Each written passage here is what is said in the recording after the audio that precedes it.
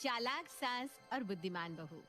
एक समय की बात है जब कैलाश और शांति अपने बेटे महेश के साथ एक घर में रहते थे। महेश की माँ का नाम वैसे तो शांति था, पर बिल्कुल शांत नहीं रहती थी। वो बड़ी ही तेज और चालाक थी। शांति को अपने बेटे के लिए एक लड़की की तलाश थी। उसने काफी लड़कियां देखी थी, पर आज तक कभी किसी लड़की को पसंद नहीं किया था। वो लड़कियों से ऐसे ऐसे सवाल करती थी कि कोई भी लड़की उसका जवाब नहीं दे पाती थी। अरे शांति, तुमने फिर एक लड़की को रिजेक्ट कर दिया। अरे तो तुमने देखा नहीं कि वो लड़की कितनी बड़ी बेवकूफ थी? अब ऐसे लड़की के पल्ले बांध दूं क्या अपने इकलौते बेटे को? आखिर आगे चलकर उसे पूरा घर संभालना है। मैं अपने बेटे की शादी करूंगी तो किसी बुद्धिमान लड़के से करूंगी। महेश दूर खड़ा ये सब सुन रहा था। वो तो अपनी माँ की बात सुनकर सर ही पकड़ लेता है और ऑफिस के लिए निकल जाता है। ऑफिस के बाद वो राखी से मिलता है। क्या हुआ महेश, आज तुम कुछ उदास दिख रहे हो? कोई बात हुई है क्या? अब क्या बताओ राखी, कुछ समझ में ही नहीं आ रहा। माँ ने फिर कोई लड़की देखी थी और उसे रिजेक्ट कर दिया। तो ये अच्छी बात है ना। अगर वो किसी और को पसंद कर लेंगी तो फिर हमारी शादी कैसे होगी? हाँ, पर वैसे भी तो हमारी शादी होना कितना मुश्किल है। तुमको पता है कि माँ कितनी चालाक है, और मैं तुमको उनसे मिलवाऊं कैसे? वो तो लव मैरिज के बिल्कुल खिलाफ है। वो चालाक है तो मैं भी कम बुद्धिमान नहीं हूँ। अब तुम बस वैसा करो जैसा मैं तुमको कहती हूँ। राखी के कहने पर महेश बिल्कुल वैसा ही करता है। वो अपनी माँ से जाकर कहता है, माँ, वो जो मेरा दोस्त है ना राकेश, उसकी अगले महीने शादी है। वो बोल रहा था कि माँ और बाबूजी को जरूर लेकर आना। अरे वो तो तुझसे उम्र में छोटा है। करती होगी उसके माँ बाप ने ऐसे ही किसी भी लड़की से उसकी शादी पक्की। मैं थोड़ी ना ऐसे करूंगी। वक्त लग जाए पर लड़की ढूंढूंगी तो सबसे बुद्धिमान। अरे माँ, उसकी माँ तो आपसे भी ज्यादा तेज है। उन्होंने तो अखबार में इश्तिहार निकलवा दिया था राकेश की शादी के लिए। फिर तो इतनी लड़कियों के रिश्ते ही रिश्ते आने लगे थे, और उसमें से उन्होंने एक लड़की कर ली पसंद। अब शांति के दिमाग में भी यही बात बैठ जाती है। वो भी अखबार में महेश की शादी के लिए इश्तिहार निकलवा देती है। उसके बाद महेश के रिश्ते के लिए बहुत सी लड़कियों के रिश्ते आते हैं। शांति रोज एक लड़की से मिलती और उसको रिजेक्ट करती जाती। फिर एक दिन राखी शांति से मिलने आती है। नमस्ते। नमस्ते नमस्ते। नाम क्या है तुम्हारा? जी मेरा नाम राखी है।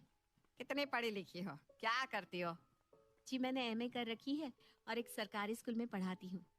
अच्छा मैडम हो, फिर तो काफी बुद्धिमान होना चाहिए तुमको। फिर तो मेरी दी गई तीनों परीक्षा में तुमको पास हो जाना चाहिए। जी बुद्धि तो इंसान के तजुर्बे से बढ़ती है। जो समझदारी बड़ों में है वो हम बच्चों में कभी नहीं हो सकती। पर हाँ, मैं कोशिश करूंगी कि आपको निराश ना करूं। ठीक है ठीक है। चलो, तुम्हें खाना बनाना तो आता ही होगा। जी बिल्कुल आता है। तो फिर पहली परीक्षा तुम्हारी यही है, रसोई में जाकर कुछ बढ़िया सा खाना बनाओ। जी। राखी रसोई में जाती है और आलू मटर की सब्जी बना देती है और शांति के पास आकर कहती है, जी मैंने आलू मटर की सब्जी और रोटी बना दी है। ठीक है, तो यही रुक, मैं देख कर आती हूँ। शांति रसोई में जाती है और सब्जी चख कर देखती है। सब्जी तो बड़ी ही स्वाद होती है, पर शांति को तो राखी की बुद्धि देखनी थी। वो फटाफट नमक का डिब्बा निकालती है और सब्जी में 2 चम्मच नमक भर देती है। उसके बाद वो राखी को आवाज देती है, ए राखी, इधर तो आओ। जी अभी आई। राखी अंदर जाती है तो शांति शक्ल बनाकर राखी से कहती है, ये कैसी सब्जी बनाई है तूने? क्या खाना बनाना नहीं आता? इतना नमक भर रखा है सब्जी में, सारा मुंह कड़वा हो गया मेरा। थू थू थू थू। पर मैंने तो नमक बिल्कुल ठीक डाला था। तो क्या मैं झूठ बोल रही हूँ? तू खा कर देख ले। अब बता हम क्या खाएंगे? तेरे पास बस 15 मिनट है, 15 मिनट में तू खाना टेबल पर लगा देना। राखी सब्जी चखती है तो उसे सब समझ में आ जाता है कि ये सब शांति ने किया है। वो मुस्कुराती है। उसके बाद वो आटा लेती है और छोटी छोटी गोली बनाकर सब्जी में डालकर थोड़ी देर गैस चालू कर देती है। उसके बाद वो सबके लिए बाहर खाना लेकर आती है। ये लीजिए गर्मा गर्म खाना। अरे तो बड़ी जल्दी खाना ले आई। देखती हूँ आप क्या लेकर आई है। शांति सबको खाना परोसती है। सब लोग एक एक करके खाना खाते हैं और शांति उनकी शक्ल देख रही होती है। सबके चेहरे पर मुस्कुराहट थी और सब खाने की तारीफ कर रहे थे। शांति भी उसके बाद सब्जी चखती है और उसका स्वाद बिल्कुल वैसा ही होता है जैसा उसने पहले चखा था। अब तो ठीक है ना सब्जी? नमक तो नहीं है ना ज्यादा? अरे इतनी जल्दी कैसे ठीक कर लिया तूने इसको? आटे की गोलियां बनाकर मैंने सब्जी में डाल दी और सारा एक्स्ट्रा नमक उन गोलियों ने सोख लिया। ये तो बस पहली परीक्षा थी, अभी दो और बाकी है। अब अगले दिन राखी की दूसरी परीक्षा होती है। राखी को अपने ऊपर पूरा भरोसा होता है, पर शांति के पास मुश्किल से मुश्किल परीक्षा तैयार थी। तो तैयार हो दूसरी परीक्षा के लिए? जी बिल्कुल। जा, ये ले महेश की शर्ट, इसे जाकर इस्त्री कर दे। आज उसके दोस्त राकेश की शादी है ना, उसे इसी शर्ट को शादी में पहन कर जाना है। जी माँ जी, पर मेरी दूसरी परीक्षा? अरे यही तो है तेरी दूसरी परीक्षा। राखी को बड़ा अजीब लगता है कि उसे तो आज इतनी आसान परीक्षा दे दी है। वो शर्ट लेकर जाती है और इस्त्री करने लगती है। तभी वो देखती है कि शर्ट में हल्दी का बहुत बड़ा दाग है। हे भगवान, इसमें तो इतना बड़ा हल्दी का दाग है। वो शर्ट लेकर शांति के पास जाती है। देखिए ना, इसमें तो इतना बड़ा हल्दी का दाग है। यही तो है तेरी परीक्षा। तुझे क्या लगा तेरी परीक्षा इतनी आसान होगी? ओह, समझ गई। राखी शर्ट लेकर जाती है और काफी देर तक वापस नहीं आती। शांति हंसने लगती है। मुझे तो पहले ही पता था इस परीक्षा में फेल हो जाएगी। अब सोच रही होगी कैसे शक्ल दिखाऊं। जी मैं आ गई और शर्ट अच्छे से प्रेस करके अलमारी में टांग दी है। और वो दाग? वो तो गायब। पर कैसे? थोड़ा सा डिटर्जेंट और उस पे थोड़ा सा सिरका और बस ठंडे पानी में डालकर थोड़ी देर भिगो कर रख दिया। दाग गायब। सूखने में थोड़ा वक्त लगा, इसीलिए आपको इंतजार करना पड़ा। दिमाग तो है भाई।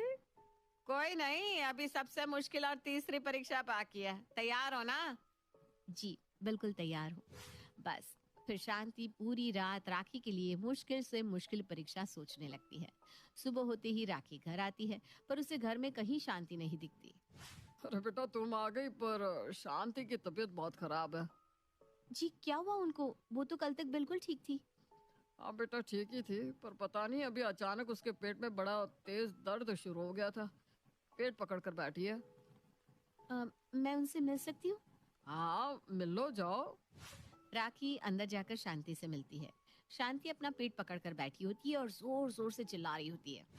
आए मेरा पेट, आज तो मैं मरी जाऊंगी।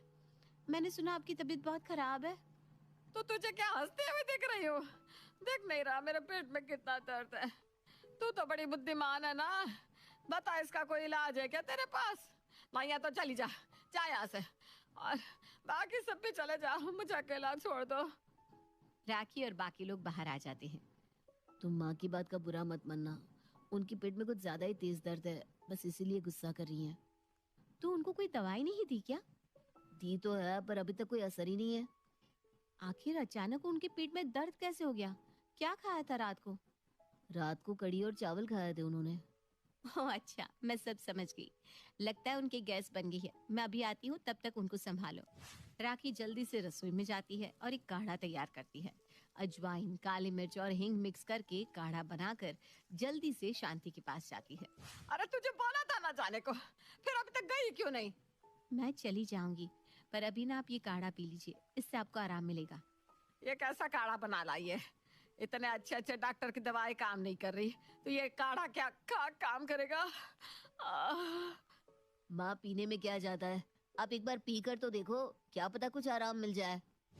महेश के कहने पर शांति उस काढ़े को पी लेती है। उसके बाद सब वहीं खड़े शांति की शक्ल देख रहे थे। कुछ ही मिनटों में शांति के पेट का दर्द एकदम गायब। शांति के चेहरे पर तो खुशी के फूल खिल जाते हैं। अरे मेरा पेट दर्द तो एकदम छू हो गया। ये तूने कैसे किया बेटा? मैंने तो बस अजवाइन, काली मिर्च और हींग का काढ़ा बनाकर आपको दिया था। कितनी बुद्धिमान है ये लड़की।